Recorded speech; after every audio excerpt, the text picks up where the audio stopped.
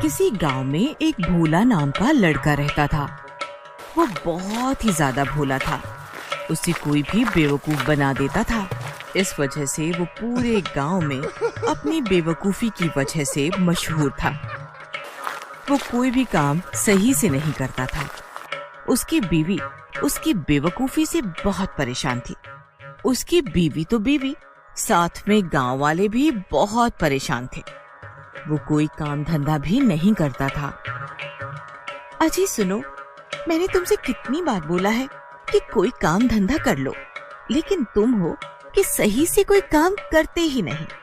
तुम्हें तो पता है सरला, मैं काम करने जाता हूँ लेकिन हर कोई मुझे काम से निकाल देता है।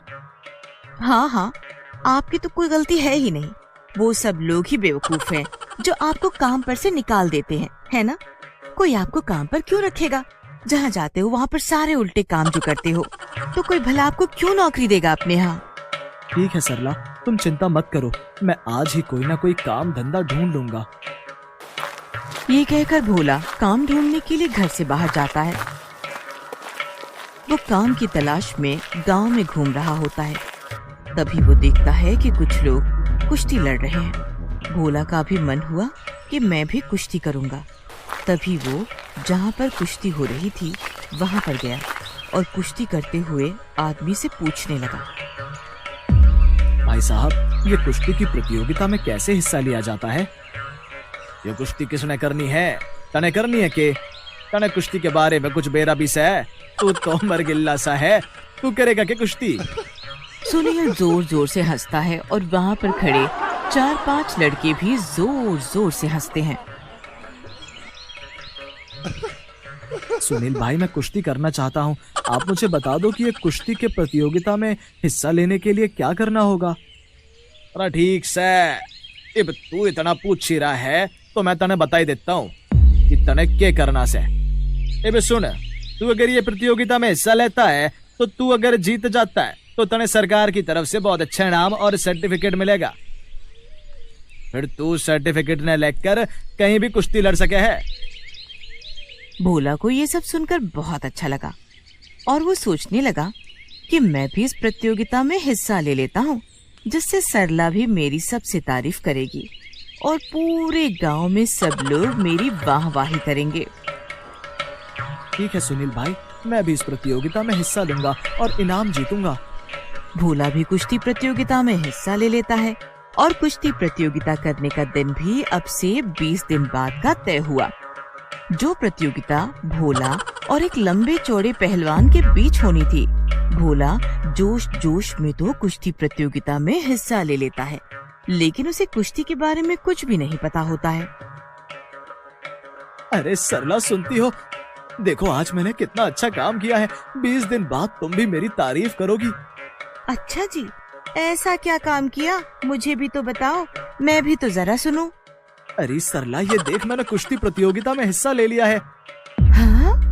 क्या क्या क्या? दोबारा बोलना जरा। किस प्रतियोगिता में हिस्सा लिया है तुमने? अरे सरला, मैंने कुश्ती प्रतियोगिता में हिस्सा लिया है। ले, तू भी देख, मैंने तो फॉर्म भी भर दिया है। तुम्हारा तो सच में दिमाग खराब है, जो कुश्ती में हिस्सा ले लिया। तुमको पता भी है कि कुश्ती में क्या होता है? अरे हाँ सरला, मैं सुनील भाई से यही पूछना भूल गया। वैसे तुझे पता है कि कुश्ती प्रतियोगिता में क्या होता है? हे भगवान, किस बेवकूफ से मेरी शादी करवा दी। तुम्हें पता है, जो वो पहलवान है ना, तुमको उठाकर पटक देगा। क्या क्या कह रही हो सरला? अब मैं क्या करूं? भोला बहुत ज्यादा घबरा जाता है और रात दिन बस इसी चिंता में रहता है। उसको ऐसे परेशान देखकर सरला सोचती है कि इनको उस पहलवान से बचाने के लिए कुछ तो करना पड़ेगा। ऐसे ही कुश्ती प्रतियोगिता का दिन भी आ जाता है। भोला बहुत डरा हुआ होता है। फिर सरला उसको वैद्य जी से एक तेल लाकर देती है, जिससे वो पहलवान भोला को पकड़ नहीं पाए। कुश्ती के लिए भोला और वो पहलवान दोनों अखाड़े में आ जाते हैं, जिसमें एक तरफ पहलवान था तो दूसरी तरफ भोला। सभी लोग अखाड़े के आसपास खड़े हो जाते हैं और सभी भोला की बेवकूफी पर हंस रहे होते हैं। हे भगवान, मैंने किस मुसीबत को गले लगा लिया। ये तो अगर मेरे हाथ भी लगाएगा तो मैं तो यहीं ढेर हो जाऊंगा। सुनो जी, जो मैंने तुमको वो तेल दिया था वो तुम लाए हो? हाँ लाया हूँ, मगर इस पहलवान को देखकर लग नहीं रहा कि ये तेल इसकी मोटी चमड़ी पर कुछ असर करेगा। आप बस हिम्मत मत हारो, बस ये तेल अपने शरीर पर अच्छे से लगा लो। फिर भोला वो तेल चुपके से अपने शरीर पर लगा लेता है। फिर भोला और वो पहलवान कुश्ती के लिए आगे आते हैं। जैसे ही पहलवान भोला की ओर आने के लिए भागा तो भोला ने उसके पैरों को नीचे से पकड़कर उसे गिरा दिया। ये देखकर गांव के सभी लोग पहलवान पर हंसने लगते हैं। ये देखकर पहलवान को बहुत गुस्सा आया। फिर वो भोला के पीछे भागा, लेकिन भोला के शरीर पर वो तेल लगे होने की वजह से पहलवान भोला को पकड़ नहीं पाता है। फिर भोला ने अखाड़े में से कुछ मिट्टी उठाकर पहलवान की आंखों में डाल दी और पहलवान घबरा गया।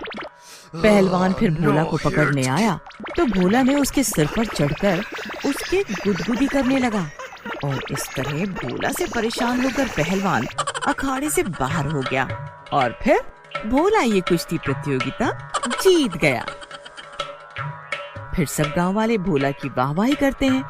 भोला फिर समझ जाता है कि कोई भी काम जोश जोश में नहीं करना चाहिए। धन्यवाद सरला, अगर तुम आज मेरी मदद नहीं करती तो पता नहीं ये पहलवान मेरा क्या हाल करता। मैं आज के बाद कभी कोई काम बिना सोचे समझे नहीं करूंगा। अरे जी, अगर मुसीबत में मैं आपकी मदद नहीं करूंगी तो फिर कौन करेगा? उस दिन के बाद से भोला कोई भी बेवकूफी वाले काम नहीं करता है।